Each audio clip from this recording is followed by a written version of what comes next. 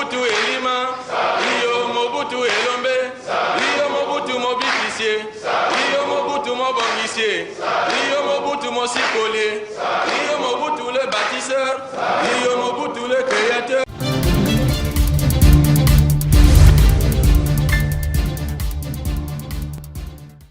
Il était une fois au cœur de l'Afrique un roi léopard qu'on appelait Mobutu Sese Seko, l'aigle de Kawele ou encore Papa Maréchal.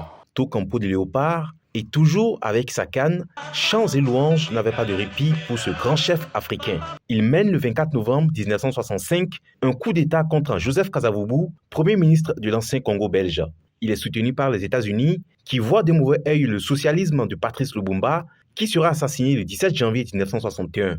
Les premières années, le régime est très bien vu sur le plan international. Les investisseurs étrangers se précipitent sur les ressources naturelles dont le Zaïre est richement pourvu. À la suite de la chute des coûts du cuivre sur le marché mondial, le pays s'enfonce alors dans une longue crise économique. Mobutu instaure un régime autoritaire à parti unique, le mouvement populaire de la Révolution, dont il devient maréchal-président en 1982. En 1990, comme dans de nombreux autres pays d'Afrique centrale, le mécontentement populaire est grandissant. En avril de la même année, Mobutu autorise toutefois le multipartisme, même si l'opposition pourrait dès lors le pousser au départ. Ce sont au total 32 années de règne sans partage qu'aura passé Mobutu à la tête du Zaïre. L'Alliance des forces démocratiques pour la libération du Congo, bras armé congolais, du Front patriotique rwandais et de l'Ouganda, emmené par Laurent Désiré Kabila, entre à Kinshasa le 17 mai 1997, entraînant la chute définitive et la fuite de Mobutu Sese Seko. Laurent Désiré Kabila se proclame alors président du Zaïre qu'il rebaptise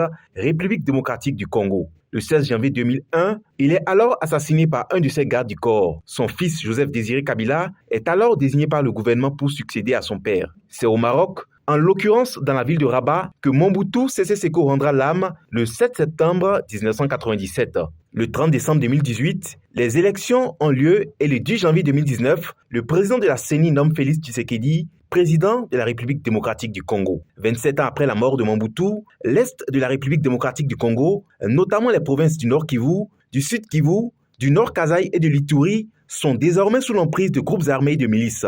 Le pays compte plus de 3 millions de déplacés. C'est un pays où plusieurs exactions sont commises et continuent de l'être. Une situation qui ne favorise pas un retour à la paix.